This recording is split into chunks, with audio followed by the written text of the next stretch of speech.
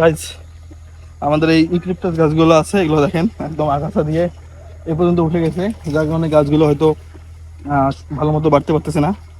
এই কারণে এগুলো ক্লিন করতেছি, কারণ এগুলোর কারণে গাছটা বাধাপ্রাপ্ত হচ্ছে।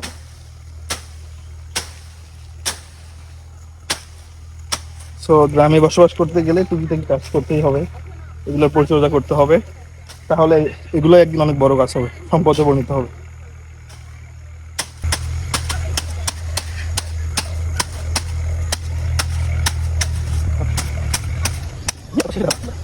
সো গাইস, এখন দেখেন গাছটা অনেকটা ক্লিন হয়ে গেছে। এই দেখেন একদম গোড়া পর্যন্ত ক্লিন করতেছি।